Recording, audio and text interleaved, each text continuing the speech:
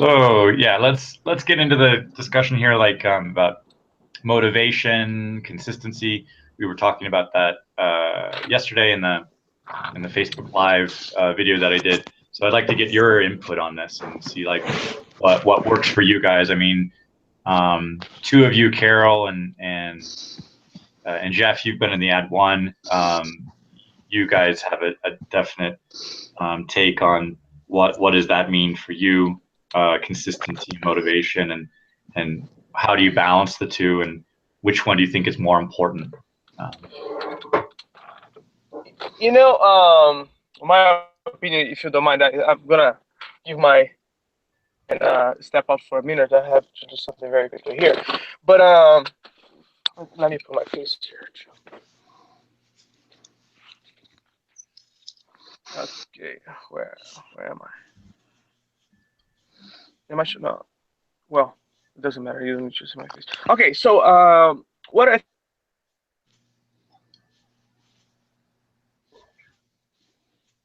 I think we lost you there for a second.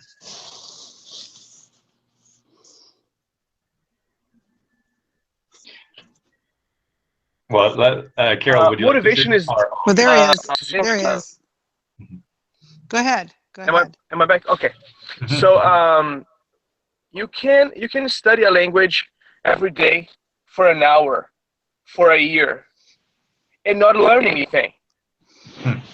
Why? Because sometimes you're just gonna check the box. You're just gonna flip the pages. You're just gonna flip the flashcards. But you have an idea. One of my deepest fails and regrets in learning languages was a 6 weeks challenge that I did a few years ago for Thai, right? In 6 weeks, I put in 240 hours of study of Thai. That's quite a considerable amount of hours for 6 weeks. And the last day, I decided to pull a 24-hour study session. And I was online for those 24 hours. So I did not stop for 24 hours. And then you think, wow, you probably learned a lot when you did that. No, I did not. I learned enough to burn myself out and not want to touch Thai for years. And I mean, at least 4 years now. So I was very consistent. I was very consistent. But it got to a point where there was no motivation. I was just checking the box, you know? And even when I was motivated to do it, I got blindsided by the competition side of the challenge. And I was just flipping the pages, just flipping the flashcards. And it turned out that at the end, I couldn't speak it, you know? I could read, I could understand a lot of things, I could explain a lot of Thai, but I couldn't speak a lick of it because my focus was on receptive language. I was reading, I was listening, sometimes I was writing, but not writing a text. I was just practicing the vocab. So I basically practiced the vocab and studied the same book for 240 hours. You know, that's a lot of time that did not benefit me a whole lot. For the Ad One challenge, as you were there, you were with me the whole time. I was studying at least 2 hours of Greek every day, but I was practicing with you guys at least once a week, you know, and there was motivation. There was more motivation than, well, I'd say I was constant. But I think the motivation combined with the human interaction was the payout. You know, sorry, it was the payment for the outcome. So I do believe in consistency. I do believe in motivation, but consistency without motivation is just as good as not doing anything. You know, you're gonna learn something at the end. You will learn something at the end, but motivation will basically potentiate your efforts. You know, it's gonna make you get further because you're gonna have that good feeling of doing that. You're not checking the box. You're gonna be speaking to people. You're gonna develop your language. You're gonna be able to read without stopping. You're gonna speed it up, and you're gonna feel more comfortable with that. So I think there is a big difference between the combination. I wouldn't say that you can only be motivated and not be consistent, because if you don't keep on doing it consistently, um, you're not gonna get the full benefit. But I think motivation is the catalyst of the reaction. Have motivation for that to really work out. So that's what I think. Yeah, I think that's an interesting.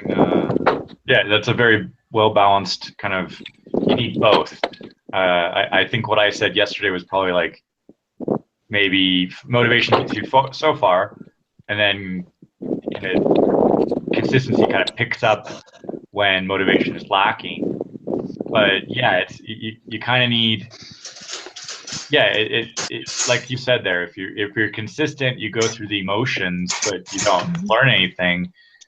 I think that might be something where people complain about, like the traditional education system where students go to class on a daily basis, but if they're not motivated to learn, they don't.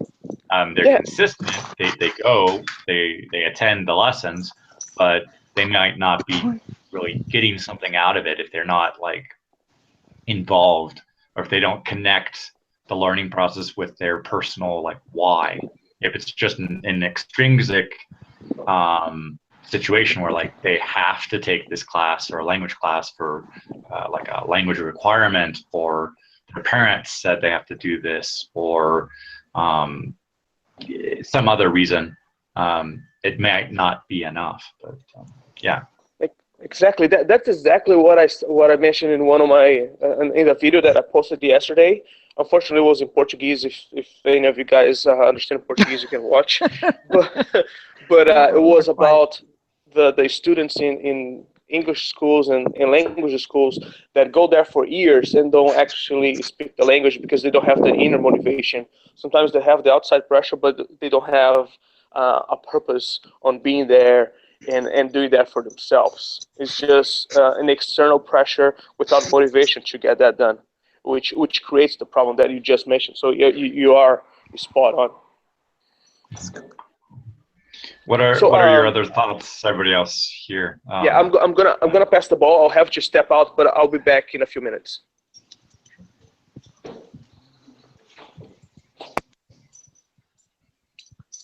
Well, I'm an interesting person to ask about consistency because I am the least consistent person on earth, I'm sure. I have my video off because it's just too early in the morning and I'm wearing pajamas, so. No worries. It's completely understandable.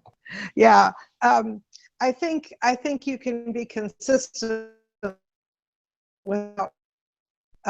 I think consistency is more just making sure that you put in a specific amount of time in whatever way is working best for you.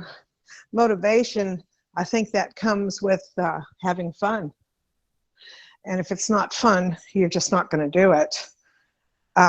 You may have a good reason, like perhaps you need to learn a language for a job or something, or because you're moving to another country. Those are, I think, really good reasons. Or just because, you know, I run into that particular issue of motivation whenever I start with a new language teacher, because the first thing they always say is, why do you want to learn whatever? Language A, language B. Usually because I don't have a real reason. It's usually just that I really like the language, or as it was with the Add One Challenge with Spanish, is that I had tried for years with no success whatsoever. So I thought I'd give it another shot. And as far as Motivation, I think variety is what helps keep your motivation up, because if you keep doing something, unless you can find a way to see some results are what motivate you. So you sort of have to do something. I think, that's why Ad One works so well, because you have people supporting you, which encourage you. So and then because you're basically forced to speak, you find out you can, after all. And that's probably the biggest motivator there is.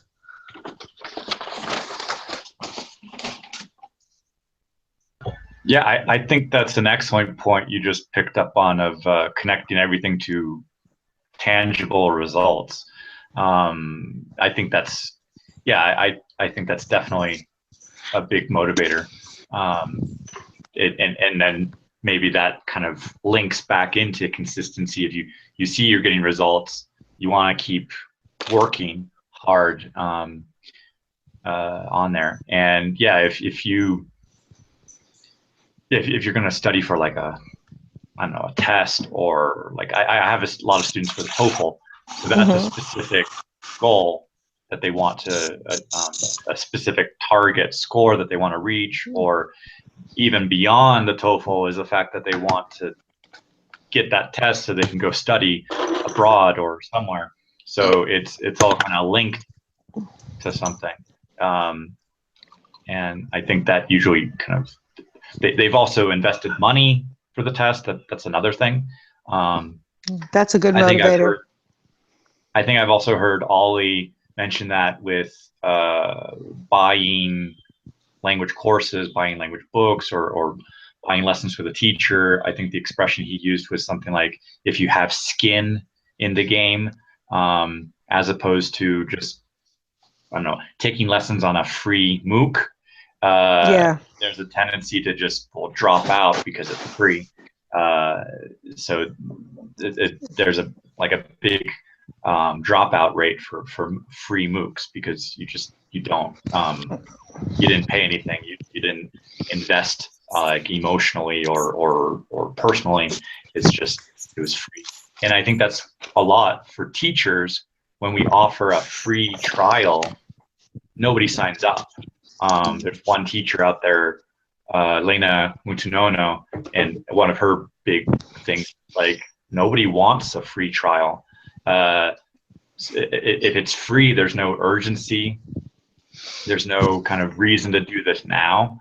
So I think a big thing in marketing and sales sometimes is like limited time offer sometimes motivates people to opt in. I've seen this right now with Instagram, with the live video, as opposed to like Facebook Live or YouTube Live or Periscope, where those videos are recorded. I think Instagram is taking the route of there is no playback. So if you miss a live video, it's gone. You can't see it again. So some little bit of like emergency or urgency to see something, be involved in something, can motivate as well. There's a lot of different factors in here.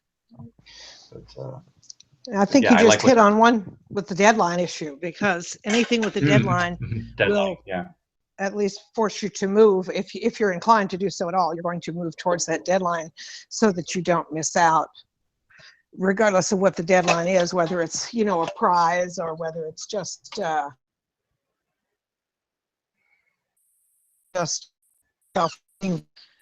but I think that's just another reason Ad One works so well, is because it does establish some deadlines. It has a limited time period while it runs, and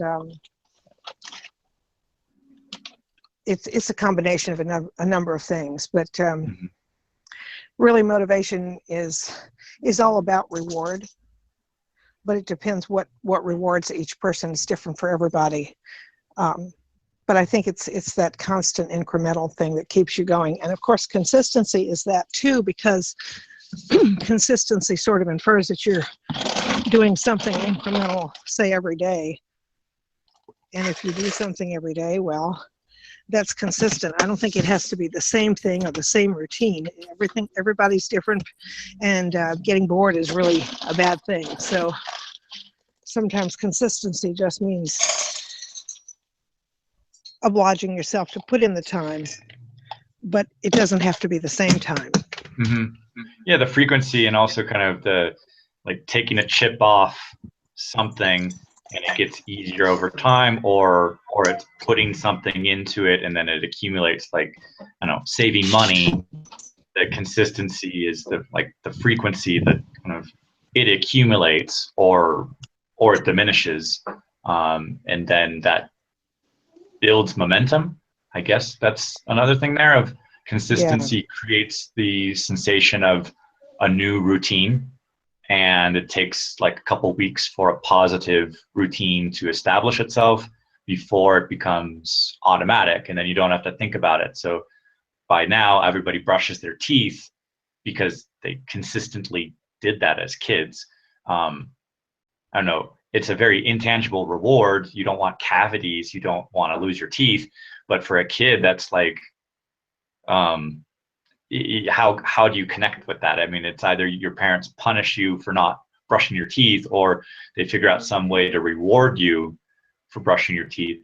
But it's still very kind of, you get into the habit, and then when you're an adult, you realize the benefit of that.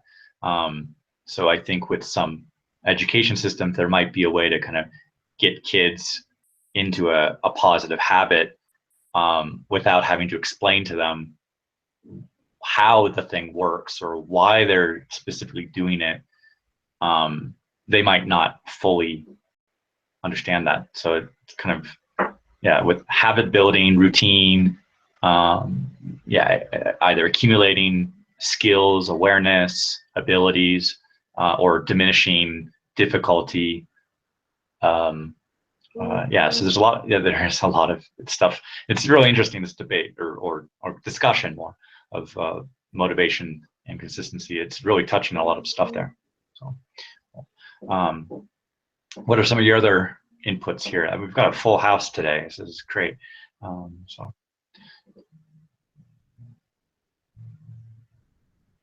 Don't all speak at the same time. Hey, yeah, I have something to say, by the way. I am Carlos. Just to introduce myself, I speak English and Spanish. I've spoken them since I was born, pretty much. I speak a little bit of French and a little bit of a lot of other languages, maybe three. Um, so yeah, about brushing your teeth, I'm not quite sure what that was in reference to, so I'll just say something quick. Um, I feel like I went and took some effort to sort of state my goals with the student, and I said, you know what, let's focus on pronunciation a lot, because if you can just get the basic greetings down and pronounce them perfectly, you'll make a lot more friends that way. And the people that you meet, they'll really like you. So let's work on that. And it completely changed around the way things were going, because it was only our third meeting, and during our first and second meetings we really did not state our goals or get any kind of internet intentionality into the lessons. We just kind of started them and didn't really make a plan. So I feel like I had kept trying to get that point across to her, but it wasn't until we just really stopped and talked about it for 45 minutes that we really got a good direction going. So I feel that's sort of like with the brushing the teeth. I'm just trying to make a connection there, that she didn't really appreciate what I was trying to say, and I had to just stop and talk about things. I didn't talk about the pronunciation stuff, but I talked about a lot of other things that had to do with my approach to language learning.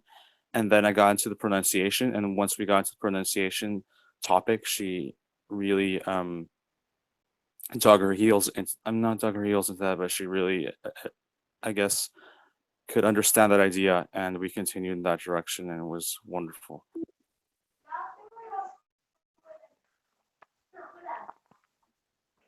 That's what I need to say.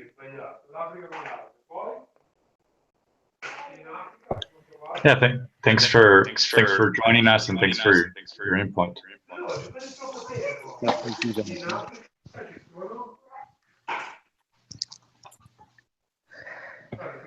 Ciao Liliana. Come Ciao. stai? Ciao. Bene, grazie. Voi tutto a posto? Is everything okay? Tutto bene. Tutto bene. Bene, bene. I fixed my hardware problems. Just I have to mute. Aspetta.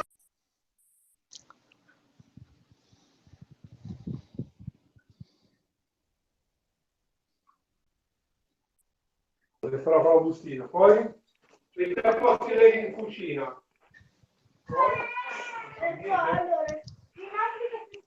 Okay. We're losing our Italian lesson. Ah, okay.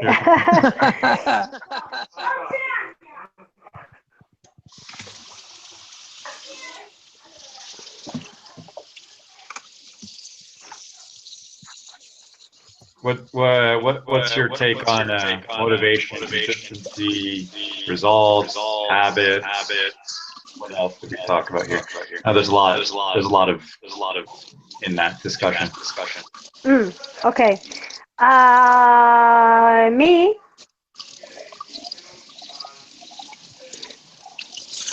Sorry, Jonathan. Have you asked this question?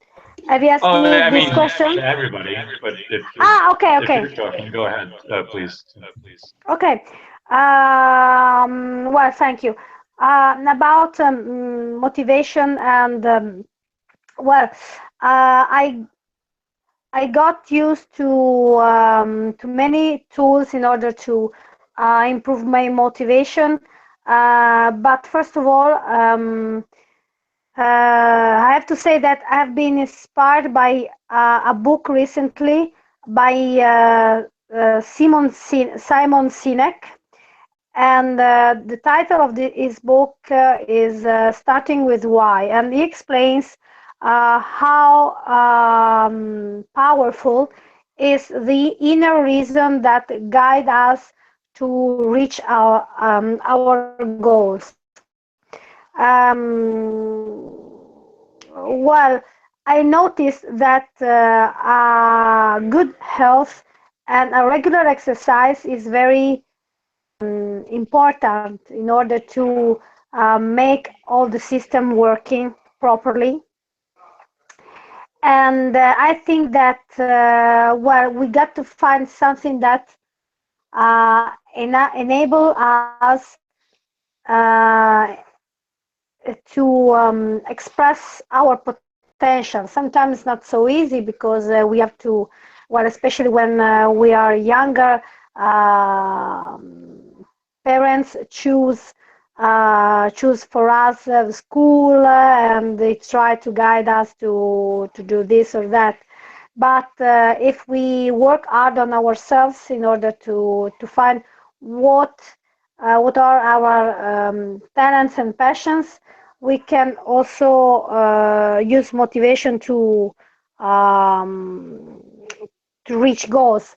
Motivation is also very useful when we experience lack of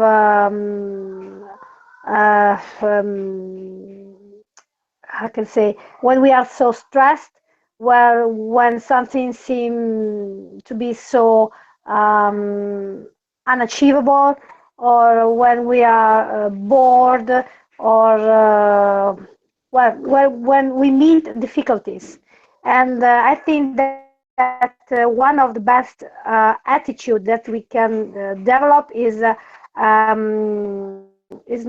understanding that attitude really makes difference because sometimes the problems are opportunity to grow, even though sometimes. So these are my thoughts for today session.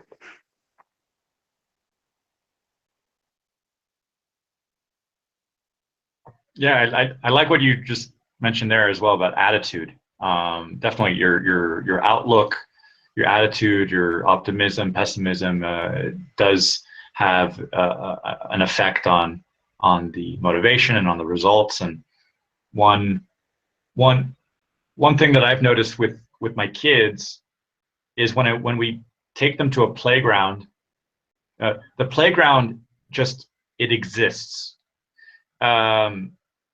It's neither dangerous or safe. It is.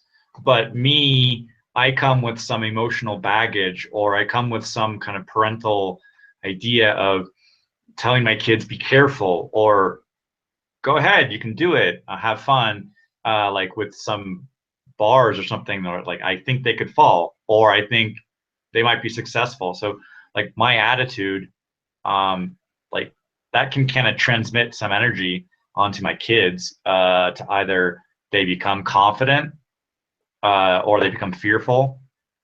They can become either like have a positive outlook on challenges that they can rise to them, or they might see some challenge like I can't do it on my own. I need my parents to intervene and fix it for me. So there is a lot of there's even more to this in terms of motivation and how you see yourself achieving a goal or accomplishing something. Of like, do you feel like worthy of it or capable of it, or do you rely on other people to kind of make it easy for you, or do you need a coach, do you need a mentor, there's a lot there's a lot to this question, more than I had anticipated yesterday or this morning before we started talking.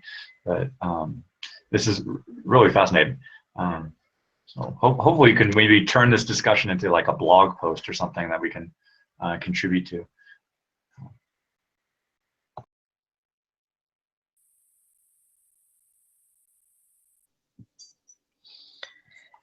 Well, it's kind of a question of which came first, the chicken or the egg. Consistency can breed motivation if you're consistent and you're seeing results, or it can just kill your motivation if you're not getting any results or not what you think you should be. But motivation will breed consistency, because if you're motivated for whatever reason, you have to find that source within yourself. It can come from outside, which, like, the challenge is one thing that really helps with that, because other people are encouraging you and you're accountable. Accountability, I think, is a wonderful motivator. But if you have motivation, regardless of what the source, then you're probably going to be consistent, whatever I should stipulate, whatever is consistent for you, since my consistency is about as eclectic as it goes. I get bored easy. But, something like that, which came first? Well, consistency can come first, and for certain people, consistency is a big motivator. Like, I know for my husband it is, but for me, consistency just breeds boredom. I have to change a lot in order to stay motivated. Otherwise, I'm done, because I get tired of it and figure, well, that's all this. And that's why I'm constantly looking for new sources and new ways to learn languages, is because to put with conversation, because I think conversation is a wonderful motivator, because you don't want to look like an idiot. And so, you're going to work hard to avoid that particular issue. So that's a motivator in and of itself. Also, you become motivated by speaking with people, because you get to know the people you're speaking with, whether they're teachers. And of course, if, like someone mentioned, if you're paying, that's a motivator right there. It is for me. But also, like a lot of the people that I've been speaking with over the last 9 months or so, I see them as friends now. Most of my language partners are people that I would consider to be my friends. I've actually even visited with one when I was in their country. So I think, making friends, especially if we're talking about language learning, making friends is a huge motivator. Okay, I'll shut up and let somebody else talk.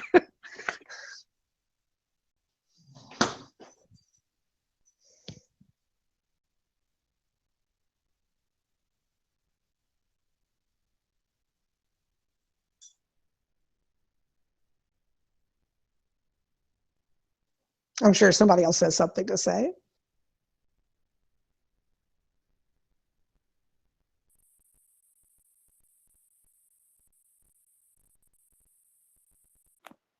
Hello, I do. I have something to say. So I'm wondering if any of you might be English teachers and be having a similar problem to mine.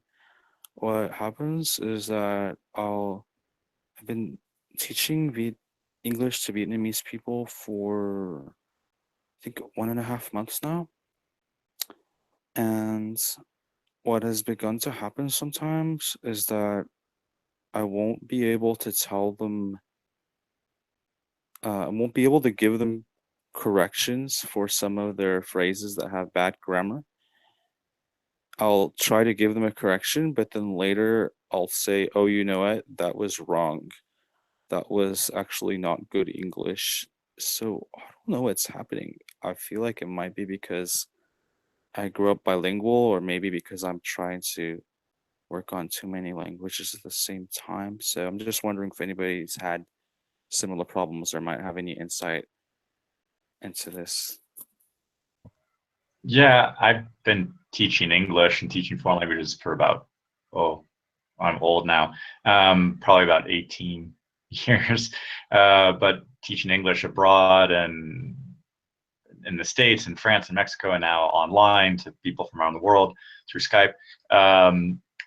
You're the the eye adapts to its environment. So it's surprising. This did happen to me. It happened to me when I was in France, where I started to hear so many mistakes that they started to sound correct. Even as a native speaker, there's some little things that, like, even my parents will make fun of me sometimes, where they're like, that sounds odd. I think you need to come home for an immersion program. So I might go visit the States for like a month and practice my English, though I'm a native speaker. But yeah, if you spend enough time immersed in multiple languages or cultures or live abroad, things start to erode, or there can be influence. So there's things where my Spanish has been influenced by my French when I was living in France, and then now my French has been influenced by my Spanish because I've been living so long in Mexico, and then my English has been influenced by just not living in the States for almost 14, 15 years now. So every once in a while I might say something that might be a little off, or I might have to go look up prepositions or phrasal verbs or collocations just to see, like, is that the way we say that? And I used to work as a translator in at EY, one of the audit firms, and that was very technical documents. And every once in a while, I might translate something from Spanish into English. And my boss, when she was being very critical, she'd say, like, did you use Google Translate on this? Although it was me without any help of a translation tool. So it can happen that you do get into language interference or translate something word for word. And yeah, languages are fragile. They can influence each other and they can erode. And just look at what happened to Latin. It eroded into French, Spanish, Italian, Portuguese, and Romanian. That's just a natural process of language acquisition and language heritage. And so nothing is set in stone for languages, and our brains are definitely not stone. So, but just in terms of in terms of being an authority figure as a teacher, Yes. I mean, you kind of, if you are also bilingual and learning the language or something like that, just kind of be kind of honest with your students. You're like, I'm also a learner. I'm also learning things as well. And just kind of mention, oh, I did some more research on that. I checked that with some native speakers, and even native speakers, we're not authorities all the time. I mean, just look at the way people spell stuff on a Yahoo Answers. Just because somebody's a native speaker doesn't mean they're necessarily completely literate or well informed or educated. So there's a balance there. Sometimes, like many of you who are in this group who I've been speaking with for over a year now, you are extremely articulate, well literate, well read, and I sometimes forget that English isn't your native language. Wow. I always have to remind myself, like, you guys speak English so well, but it's a great community that we have here. Thank you, Jonathan. Are you? I don't know if you're finished. Sorry? Oh, I didn't know if you were finished. I just wanted to say. Oh yeah. Oh yeah, thank you. So no, I just wanted to say that that was a good response because I felt when that began happening that it was happening because I was not correcting all of their mistakes, which it's not my approach. I don't like correcting all the mistakes.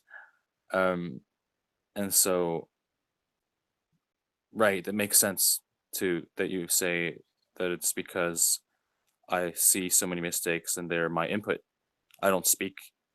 I mean, 90% of the conversation that I have is with my students. So I thought to myself, well, it might possibly be because I'm getting all this erroneous input that this is happening. So it's a very good response. Thanks, John.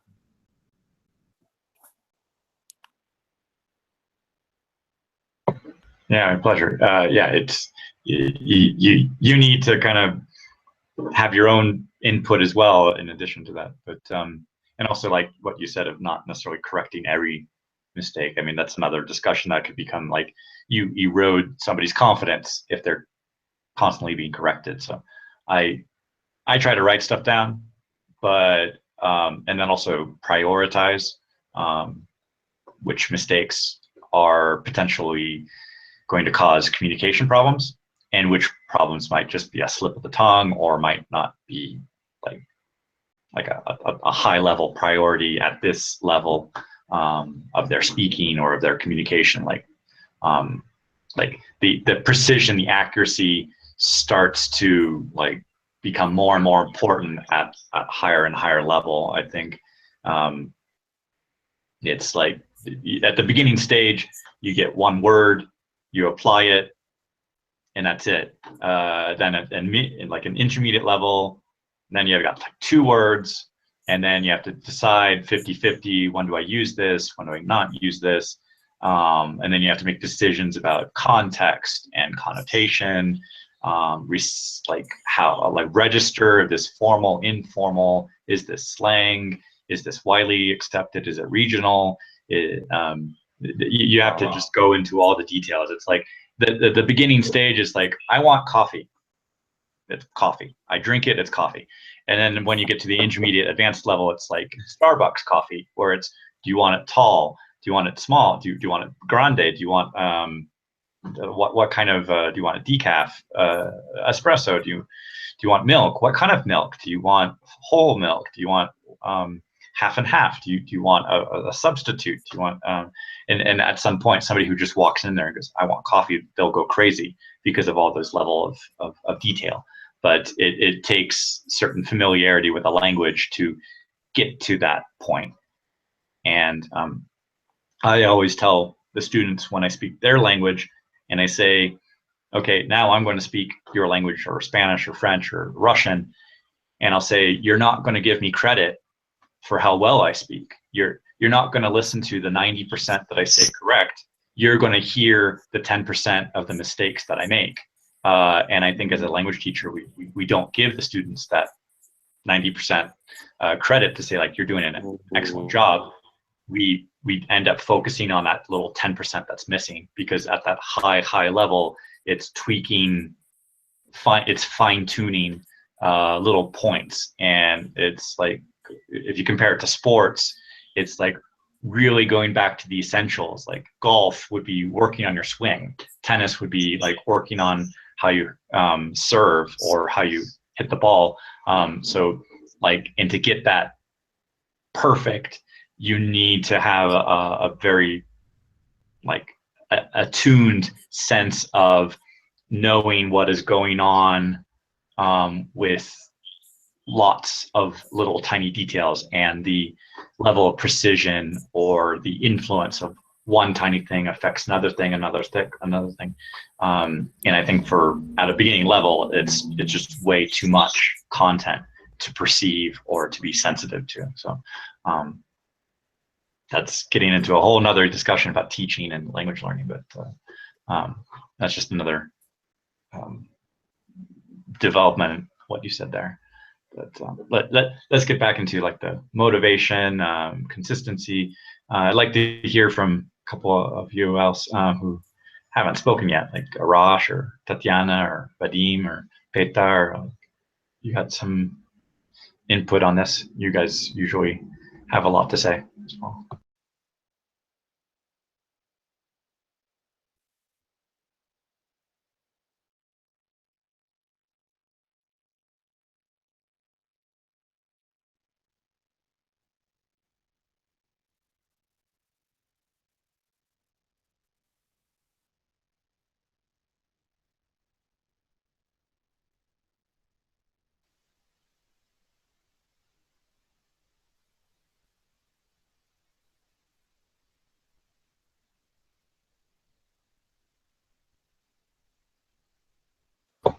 Would like to say something, Arash? Say something. No. No? Okay. Am I audible, or I don't know? Okay. So, yeah, I don't. I try to recall, but I couldn't recall. But there was something about this motivation, and I don't know better. I have a lot of books. I am not sure where is the book, but there is a book called Motivation Manifesto, and that's by Brandon Burchard, something like that. And I like that approach and that way of thinking very much.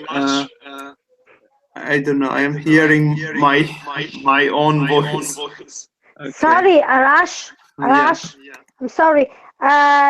Did you read all? Have you read all that book of that you mentioned, the Motivation Manifesto of Burchard? I read most of it, not all of it.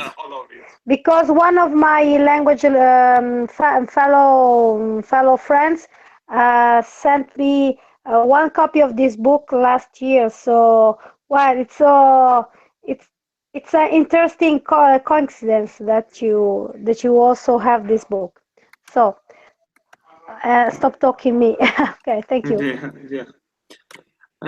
Yes, so I like this book. I like this book, Motivation Manifesto, very much because I mean this Brandon Burchard seems to be this kind of guy who is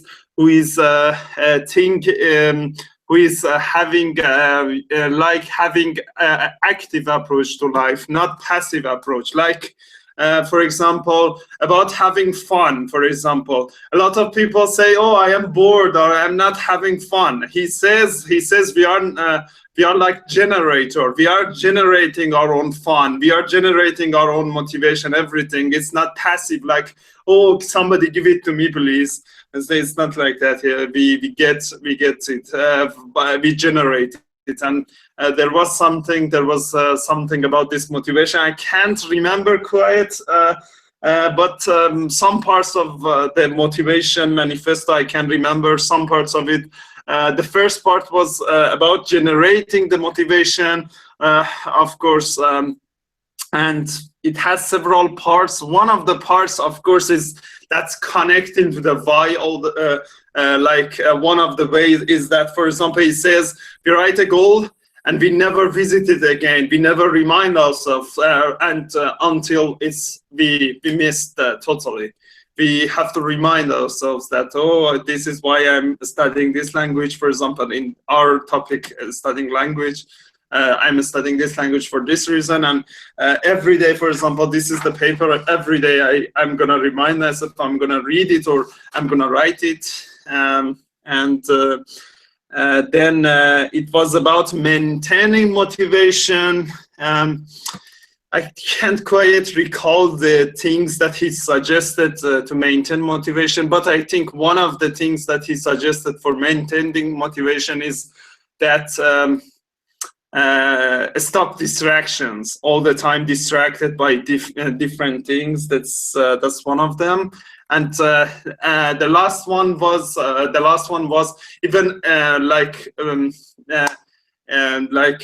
extend or this enlarges motivation. First generated, this is like a certain amount generated, you keep it and then try to even make it bigger.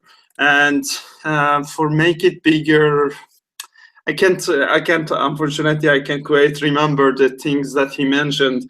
Unfortunately, I can't remember, but one of the things was that very, very important things in all this motivation thing was that the person has to have a belief that he or she can do this. That confidence part plays a role in this motivation. So that's why I was not talking, because I wanted to talk about this book and what he was saying, because I like it very much, but I can't remember quite what was the factors that he was mentioning. So I was saying, okay, this is not going to be a good presentation because I can't remember the most important part, those points. I can remember the points, but yeah, but I hope this makes some sense at least, because I missed the points. I can't remember them, but the most important part about this is that we don't have to wait until I feel motivated. We can try like make and generate that motivation, and I like that approach because it's like life happening to us, or we are creating our life. So I like the second approach, not life happening to us. We are creating the life we want. So yeah, about this motivation, I think that's a very very empowering approach, because we are subject, not object. That's the most important part. And yeah, and the thing about motivation is that but in general sense, not just talking about this book. The problem with motivation is that sometimes it's not easy to generate. It's not so easy to generate it, and it's sometimes it's easy to lose it, lose the motivation. And there are like this Stephen Guys, who wrote the book Mini Habits, said motivation and willpower are like two things that we have to reach our goals. And when the motivation is low, we need willpower. When the motivation is high, willpower is not necessary. So the most effective way to make things happen and go to the direction we want is to use our willpower to build habits that's gonna on autopilot. We are gonna like direct us towards what we want. So yeah, that's it. I think I ranted too much, so I stop now.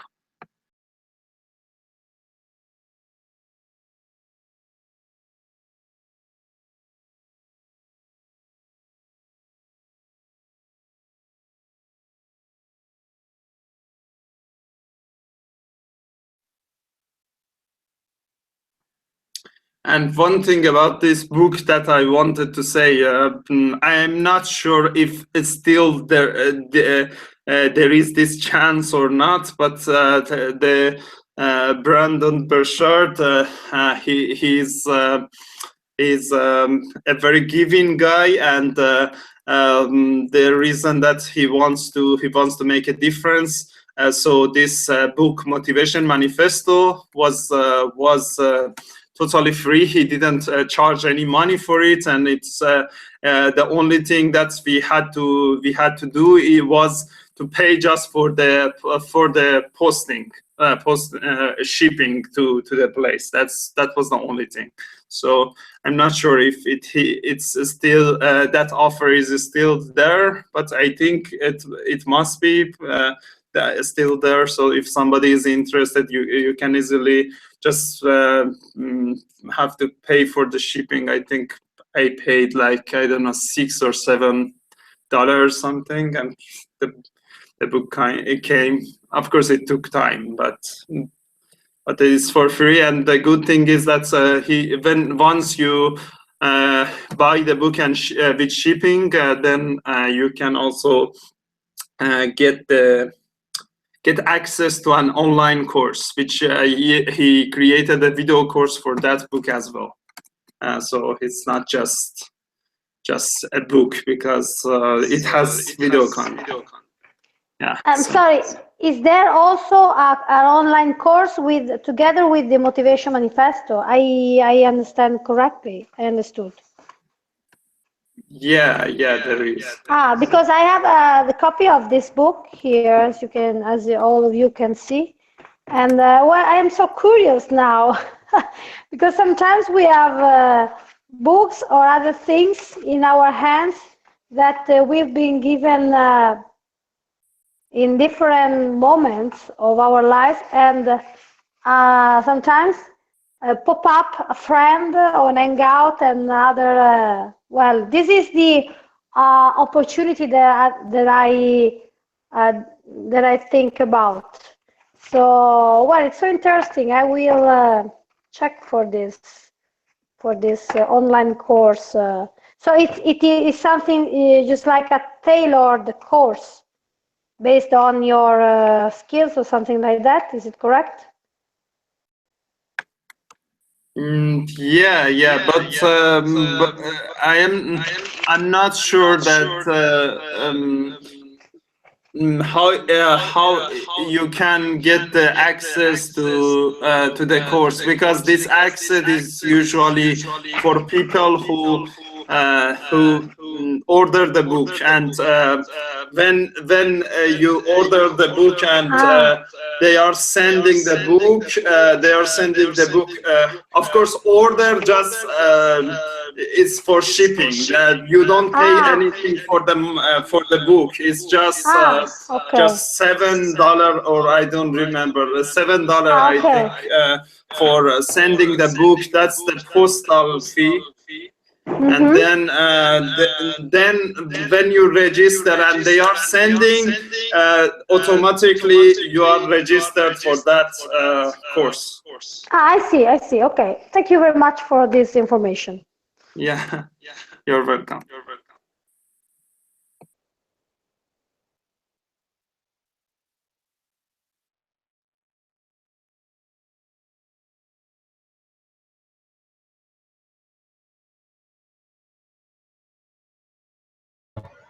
How about we go a little bit into this discussion here of what your personal motivation is right now for your current languages. So, I mean, we're theorizing about this a little bit more. What currently are your kind of motivations for the languages you're studying, and what are some things that work for you for consistency, or I mean, primarily, what's your motivation? If that is an important part of your learning.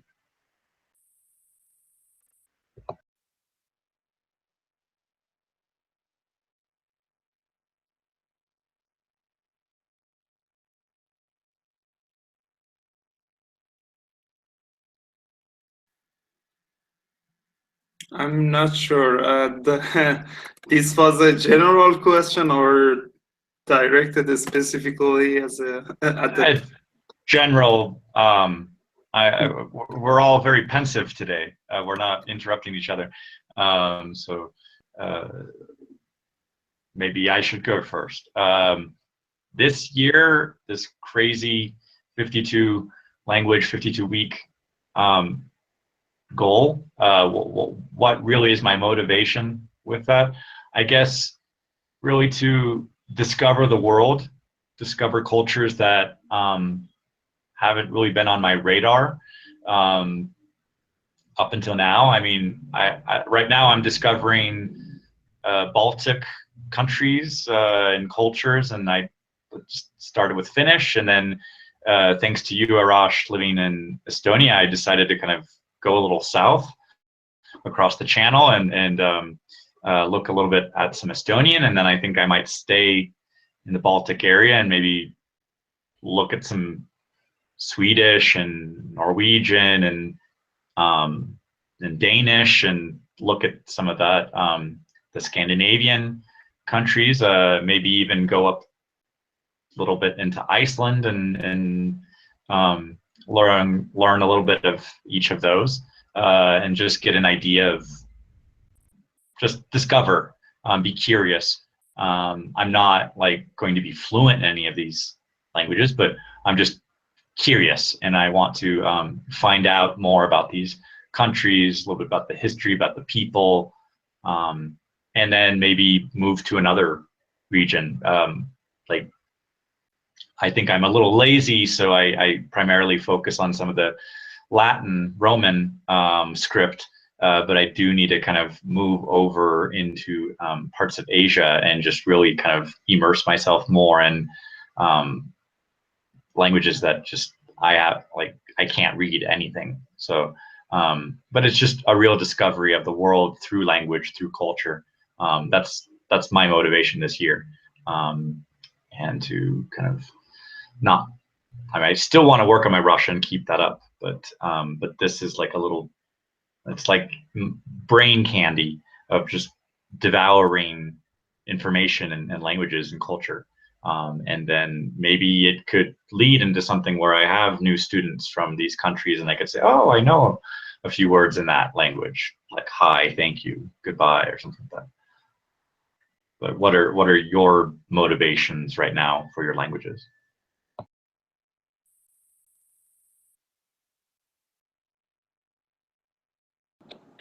Okay, since I'm back, can you hear me? Okay, so since I'm back, let me take on that one. Okay, so for this year, I decided to divide my language studies. First, in priorities, the group priorities priority group. So I have 3 groups, and then inside of each group, I have the language that I want to study. So my first priority group, Arabic and Persian. So my motivation for those languages, I've studied before, and much as I wanted. So I feel like I'm in debt with that. And for those 3 languages, I know how important they are and how useful they are. So one specific reason to be motivated to work on them.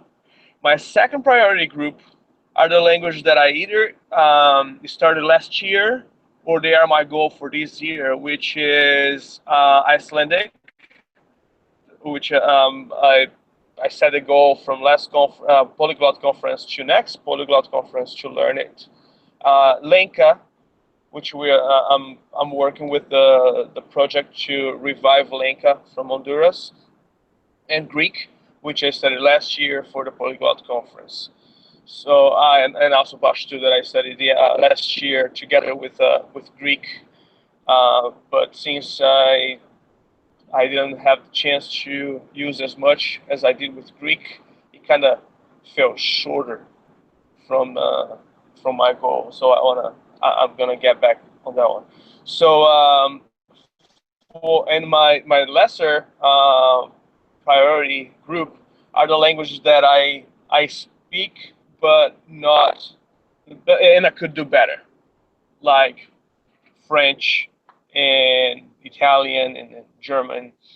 And of course, there will be languages popping in and out, like Korean and Japanese. Um, but I think there are languages that you don't need to think a whole lot to be motivated to study. You know, for example, I will speak Russian before I die. I will speak Arabic before I die. There's no and ifs or buts, so that will happen. So I don't need any other external or internal motivation. I will speak those languages and Persian too. The other ones, I do need an internal or external motivation. For example, Icelandic. When I start to study Icelandic, well, let me back up. When I when Icelandic was announced at the Polyglot Conference as being the the um, the target language for the next conference, I was like, oh darn, Icelandic was never on my plate, was never on my list. I don't know why I need to study this stupid language. It turns out that on that equation was me, not the language, because Icelandic is so rich. And at the same time, it is probably one of the only languages in the world that has kept to the original, the same language that was spoken 1,000 years ago. You know, and to some extent, I feel like Icelandic is closer to the ancient version as Chinese is. You know, it really didn't suffer a whole lot of influences. And if there were other terms that needed to be inserted in the language, they were created based on Icelandic tradition and usage. There are very few words that are like straight borrowings from English per se, for example, and other languages around it. So my motivation was created once I started to understand the culture behind it and the tradition behind it. And it was love at first sight. So when I start reading about this and the history of the Vikings and things like that, it was it. Um, Motivation was created right there and then. Uh, for other languages like Thai, like I mentioned before, I, as of right now, and I've been looking for one since November, I do not have any motivation to get back to it. I want to, I know I will. It is in my list, but I'm having a hard time finding this motivation. And that's the reason why we are 14 days into this new year and I haven't touched Thai yet, which to some extent is kind of shameful, you know, because I've learned more Lenka this year than I learned Thai last year. We're talking about 14 days versus 365 days. So, like I said, some languages come with motivation attached to it, attached to them. Some other languages, it doesn't take long to start back up. Like, um, I used French before. I used to be much more fluent in French, so I feel like I need to pick that back up, and that will probably help with my job or something like that.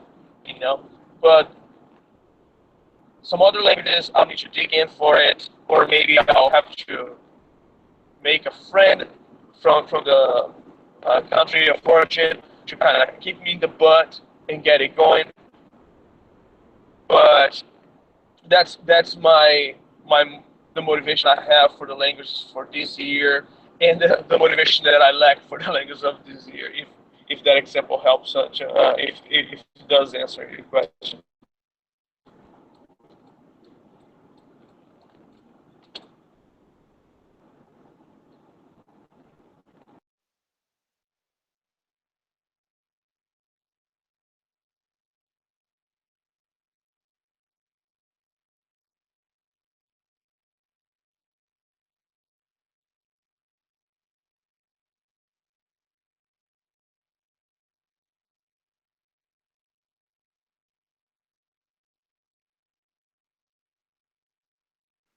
Hey, I really liked what you said.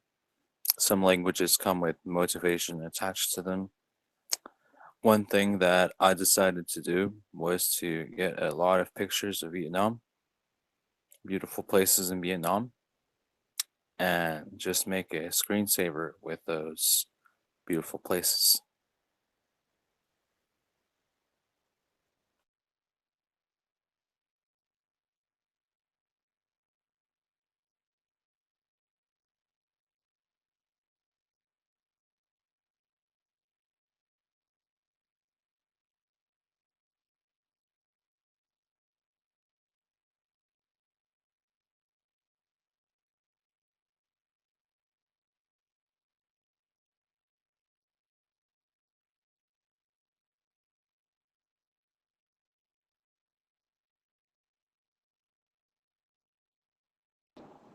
Are you planning on traveling to Vietnam or moving there?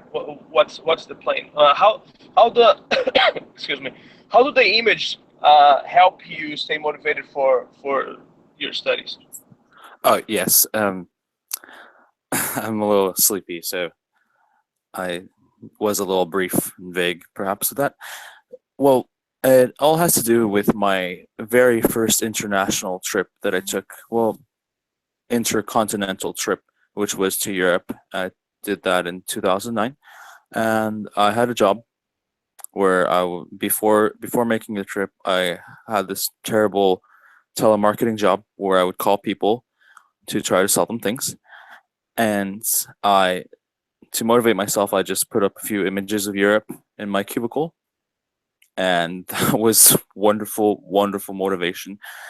When you're stuck in a cubicle, one image in that small space can really, really change your life a little bit. And so, yes, I have friends that have dearly, very kindly said to me, if you come to Vietnam, I'll show you around.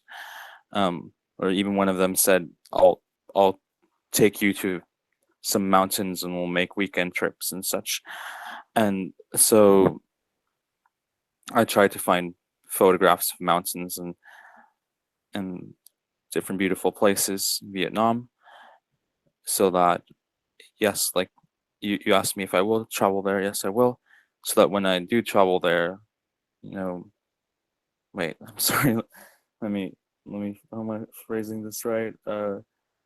Yeah, so I'll have these images on my screensaver so that I'll be motivated for to make my trip and to learn the language well, so that I'll be ready for when I make the trip.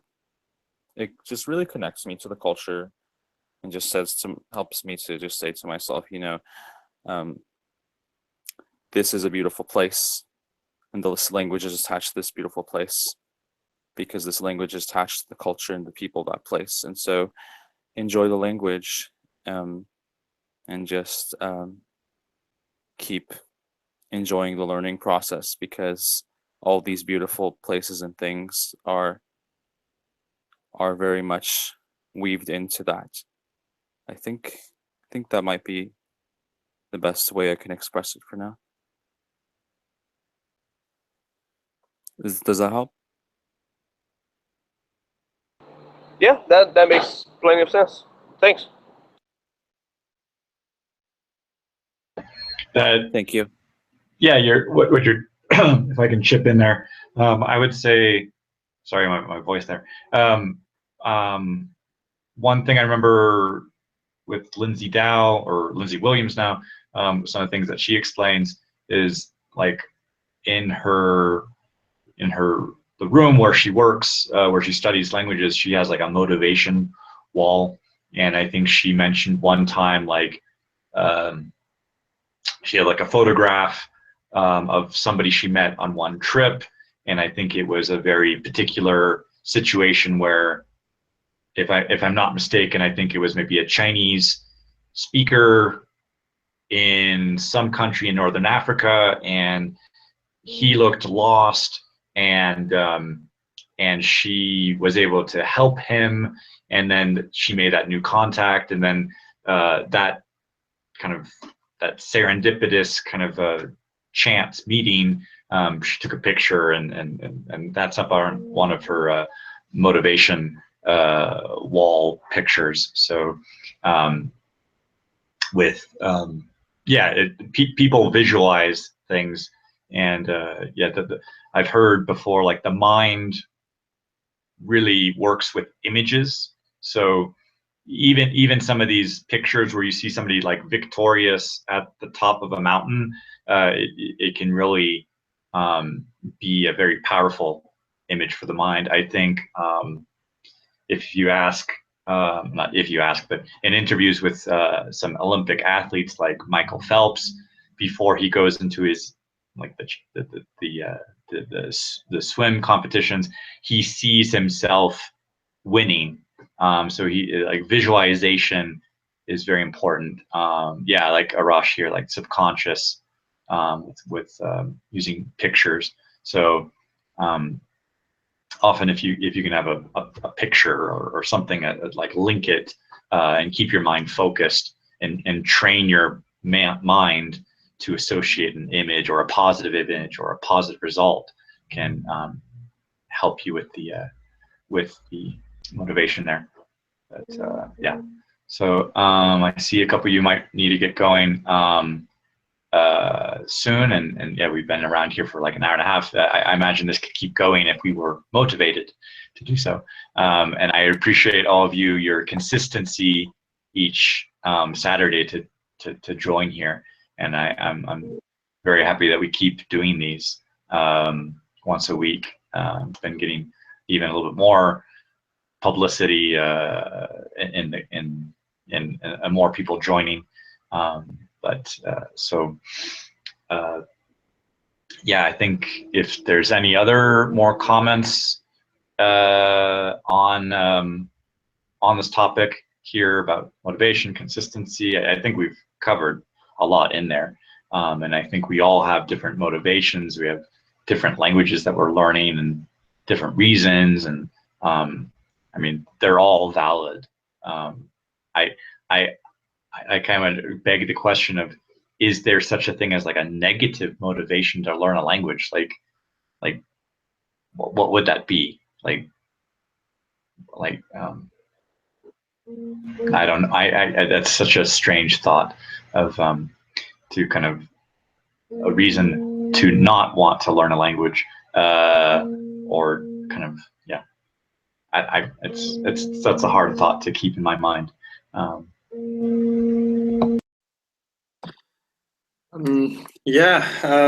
about one thing I wanted to mention before I go to reason.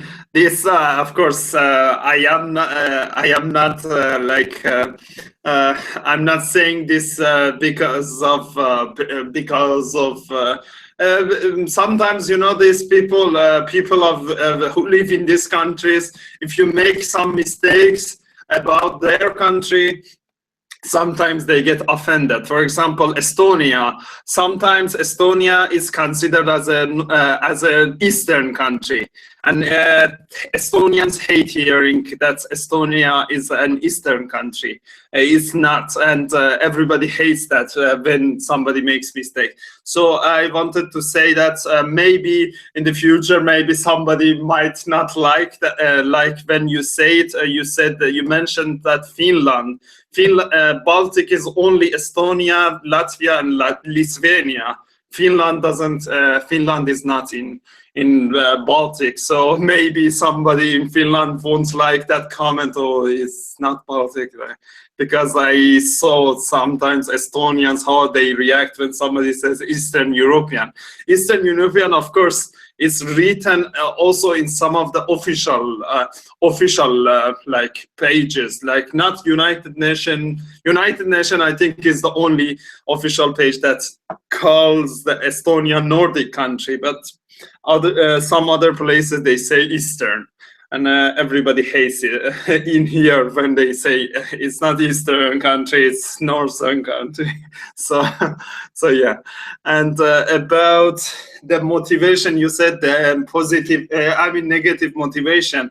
Negative motivation, you know, usually negative motivation, I think negative motivation is when we are when we are like trying to avoid something, this is what I call negative motivation. For example, we are learning to avoid something.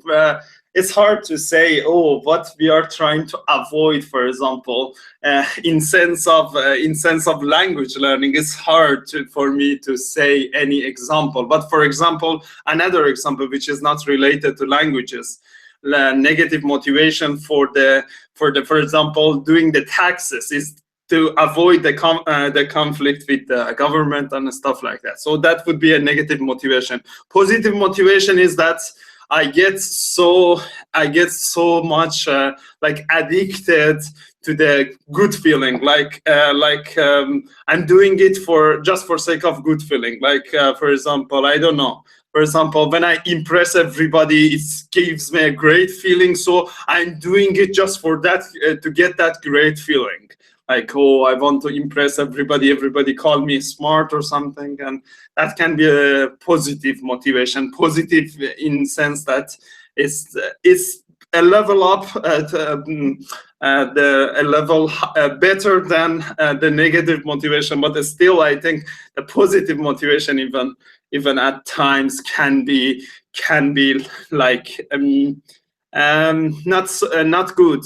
We can be like we become like how to say for example, I don't know how to say it. It can become the slave to the rewards and stuff like that. We can always have the authentic motivation, which is what we are doing because we want to do it. This is usually the motivation that usually children have. Because as adults, most of society teaches us things that it's so hard to access that authentic motivation. But children are not doing something because they want to, usually, especially at the very young age, they're not doing something because they want to impress or avoid punishment. They're doing just because they are curious, because they want to do it. That's the best motivation I can say. And about the reasons, well, I think you already know about my reason, because I mentioned before. But yeah, I was 14 years old, and I simply decided that I don't recognize the country that I used to live as my country. So I wanted to find a country, and I am exploring the world to find where can be my country. And I have chosen 10 countries for myself, and these are the like 10 countries that I chose. That's Estonia, Netherlands, Germany, Denmark, Hungary, Iceland, Finland, France, Sweden, and Norway. These 10 countries. One of these 10 countries is the country that I want to. I will finally say that, okay, this is the country that I recognize as my country, and I'm gonna stay there. And yeah, so this is the reason for my language learning. Maybe it's very different for others, but as you said, there is no like valid or a non-valid reason. So yeah, that's the reason for me. Yeah, and I think that's pretty much all I wanted to say. Yeah.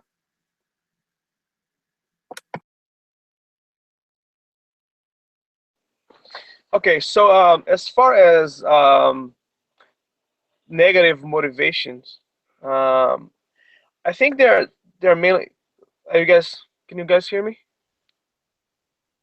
Okay, so in my opinion, they can be from two different natures. The first one is prejudice. Why? Because, for example, some people have a hard time getting along with people from other country. For example, a lot of people, they talk about the rivalry between Brazilians and Argentinians. You know, which I joke around, but I don't have any problems with anybody from Argentina. You know, I don't have problems with anybody from any country because I know that there are good people and bad people in every country. But there are some other countries that they have a hard time accepting the influence of other cultures. For example, if you talk highly about Japan in Korea, you're gonna lift a lot of eyebrows, you know. Um, or for example, if you call a Brazilian Hispanic, that's another faux pas, you know. So sometimes there'll be people that they will think, oh, I don't want to learn this language because it is from that country, you know. I know people that they refuse to learn Spanish because they don't want to be uh, um, classified as Hispanic. You know, people from Brazil, they don't want to be classified as Hispanic. So when people speak Spanish to them, although they understand, they automatically say, "Sorry, I don't understand what you're saying," and they will revert back to English or say, "I'm from Brazil." If you speak. So that's the first one and the major one that I see. The second one is experience. For example, in my case with Thai, I have a negative motivation right now because I burn myself out. It's not a problem with the language or the country. It's a problem with my attitude towards my language process. You know, I shot myself in the foot. That's what happened. So that's my negative motivation.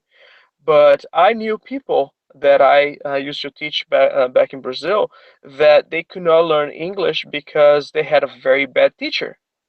You know, a teacher that was either um, a dictator or teachers that really didn't give a crap about the class. You know, if you're trying to learn something from somebody that is not motivated to teach you or disdain the language, that may create a negative motivation towards that language. You know, I think so. Those two are the, the main two natures that you can qualify um, classify a negative motivation. It's either prejudice towards the culture, country, or ethnicity of the language, or a bad experience, a bitter taste that comes with that language. And some other languages, they're just neutral. You know, for example, I never had the desire or felt prone to learn something about Laotian and other languages of the same type. Um, I was able to get some motivation to learn Thai because a friend of mine was going to serve a religious mission there, and we wanted to compare progression in learning the language, uh, uh, um, basically a contrast between being there in the country and being out of the country, which was much. So you can create other things. I'm pretty sure there are other reasons that would create to create negative motivation, but those are the two that I've felt and seen and experienced in my life.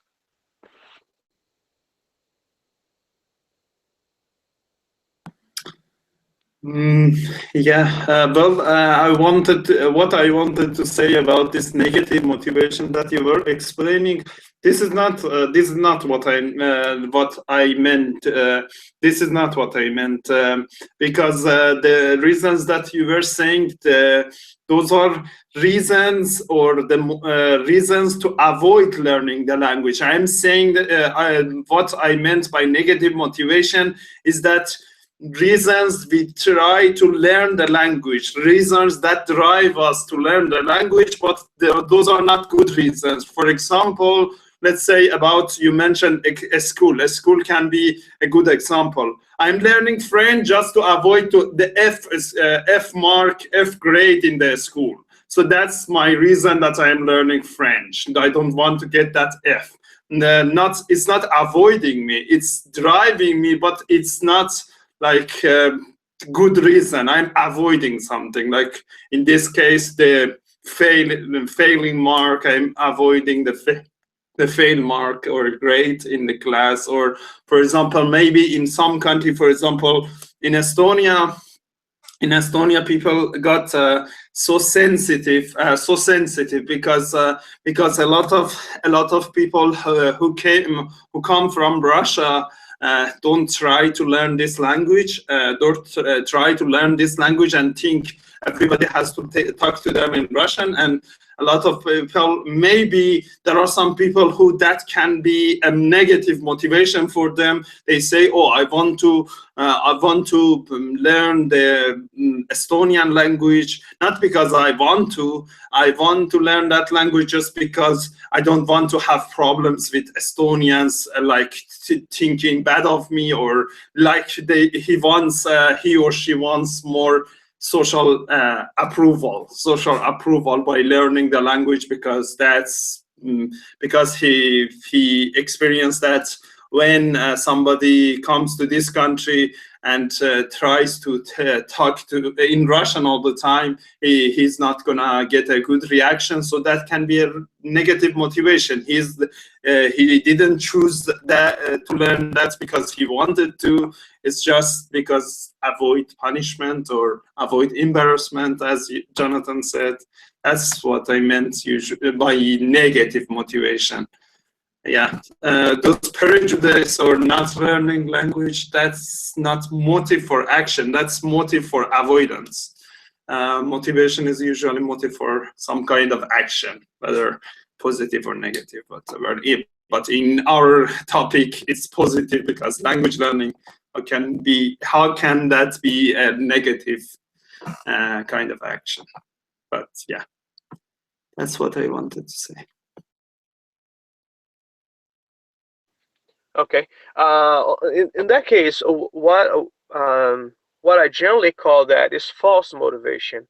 I correct me if I'm wrong, but I think what he's referring to as negative motivation is something that causes you to not learn a language, you know, and to avoid it, like you said, to avoid the language, to not study the language, to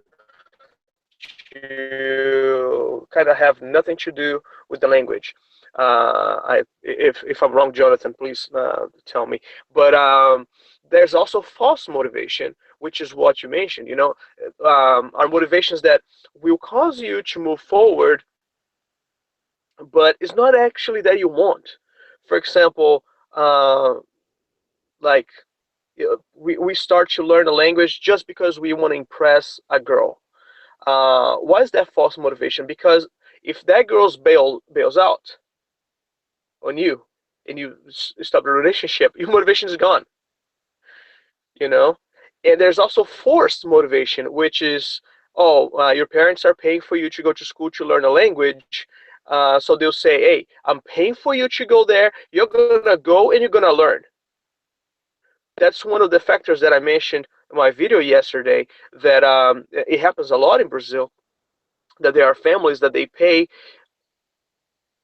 5, 10 years of language school to their kids just for the opportunity to say, no, my kid goes to this school to learn English.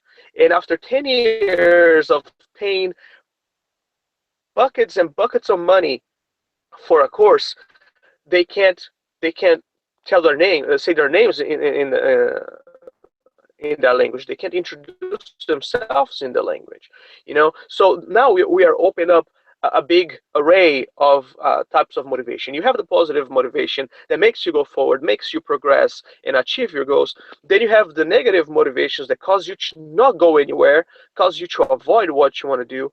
You have the false motivation that kind of it will work for as long as the source of motivation is there. well, once that source is gone, you're done. Is not an internal motivation. So I've been call positive motivation as internal motivation, and false motivation as external motivation. Is either pressure to do something or necessity to do something. And then um, I'm pretty sure we could add to this list more and more, but I think that's beyond the point. But you're right. There are different types of motivation. Jonathan, is that what you wanted to hear, or am I just talking out of my elbows here? No, I mean it's yeah, exactly. Kind of you and Arash kind of going back and forth of kind of what either gets you to do something or gets you to avoid doing something. I mean, the concept of negative, it can be interpreted in so many ways, and I think positive seems to be clear. Like you want something to happen, so you do it. But this idea of like, well, not wanting to do something causes you to do something, or wanting to avoid something causes you to not do something or do something. It gets really complex there. But I think I think both of you have kind of just I was just throwing this out there, but I think the two of you have done really covered a lot on there, and I think there is a lot of truth in those examples where like as long as if you tie something to a variable motivation, like it's not really coming from within, and it's like, okay, I want to get somebody's attention or I want to avoid some punishment or something like that. Yeah, it's gonna like probably not work. I mean, like I wanted to learn Greek. I'm glad I did because I met you. But I probably wanted to learn Greek for the wrong reasons. It was like to go to the polyglot conference or to have monthly hangouts with Richard and Alex. And I'm actually wondering now, did you ever have monthly hangouts with Richard and Alex about studying Greek? Actually, I never interact with Richard and Alex in Greek. It is funny that you mentioned that, because I have interacted with Richard a lot lately with Lenka, but I never did with Greek. Because that's, I think, never did. one of the little things that I think Brian may have mentioned in one of the emails, of like, hey, something special for anybody who decides to learn Greek in Ad 116 was we're going to organize this thing with Richard and Alex. But so I was like, hey, that sounds cool. Why not? If there's one thing that I notice is that Brian is saying more than he actually can manage to make it happen, you know. And sometimes there's this old Persian proverb that says, "Don't be generous with other people's money." So sometimes he offers help from other people when people did not actually volunteer to help. So that's yeah, case apart, that never happened, you know. So the only interaction I had in Greek was with you, Stefania, and my friends from Greece, Artemis and Demetrius. Oh, and Demetrius too, the one that lives in I think it's Norway or something. We did interact a little too, and my local Greek. Yeah, the local teacher that you talked about. Yeah. Yeah. Do you still practice with her?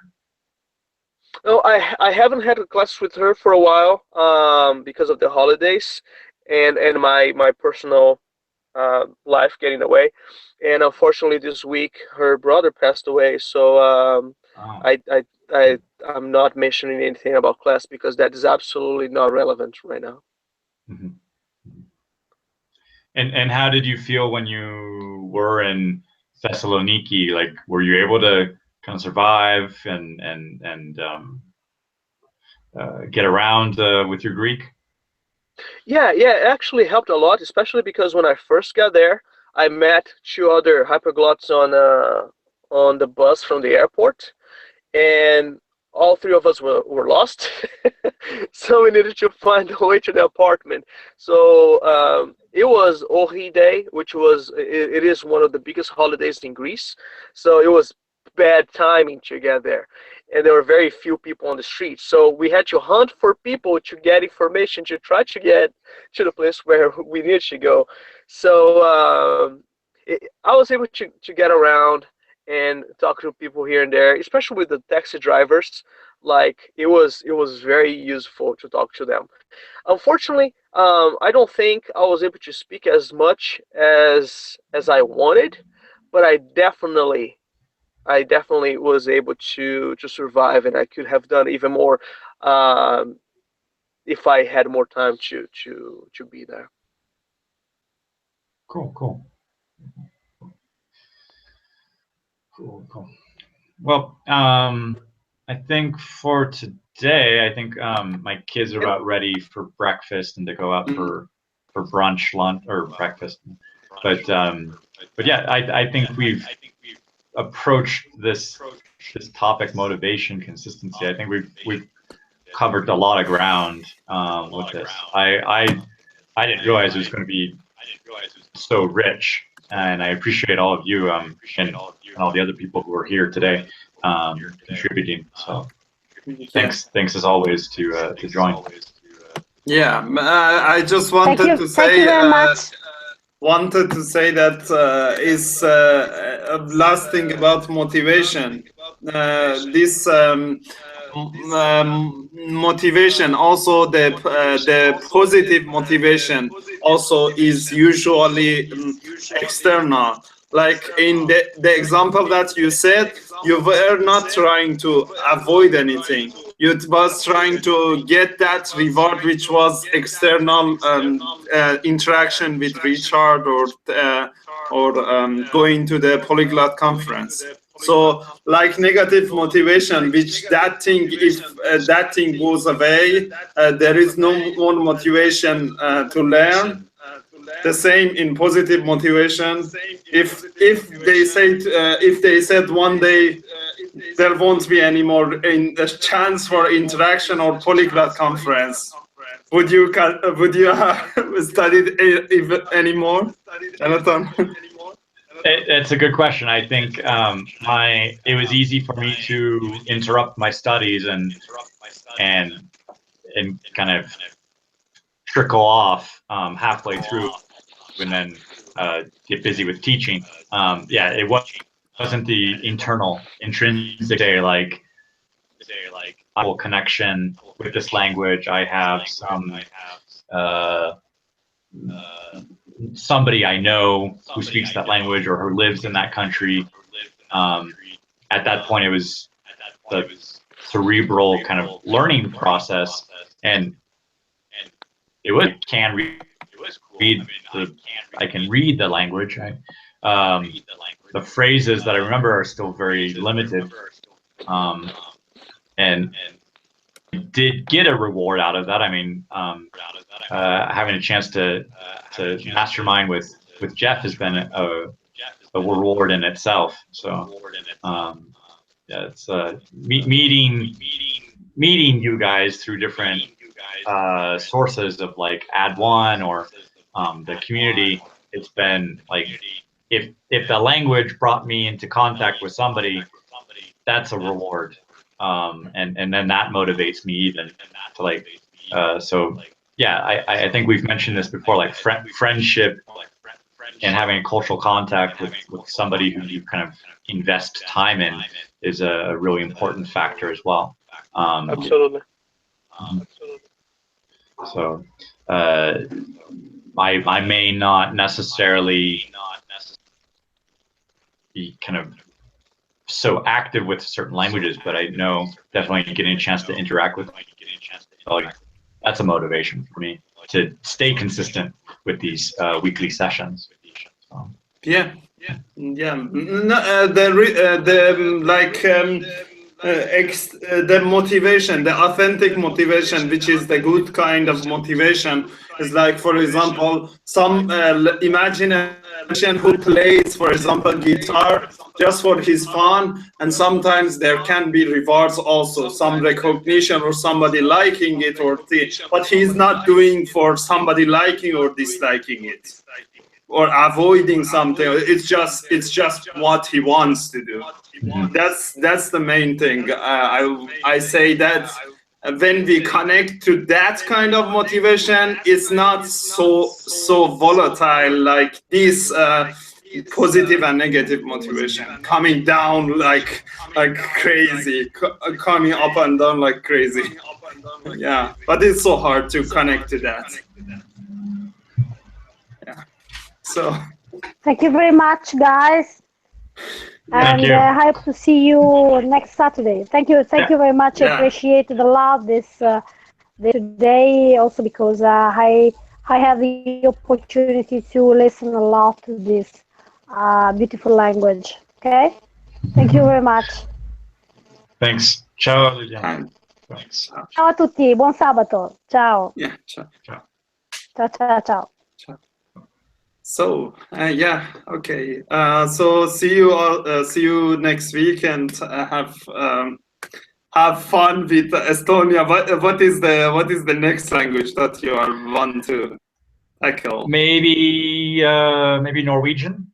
Norwegian. Because there was that one girl, Marty, who was mentioning a couple things a couple weeks ago. She's like, say a couple things, help you with that. So yeah, I'd like to kind of immerse myself a little bit in there, and then compare that with some of the like Danish. I don't think I've tried Danish before, except the pastries. Yeah.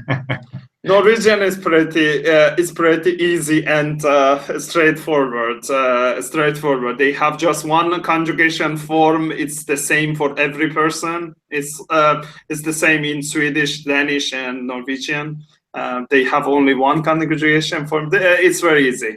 The only challenge would be when you go to the Danish. Danish and Norwegian pretty much similar in the written form. The only challenge would be that in Danish, it's the pronunciation is very difficult. Especially they have things a lot with throat.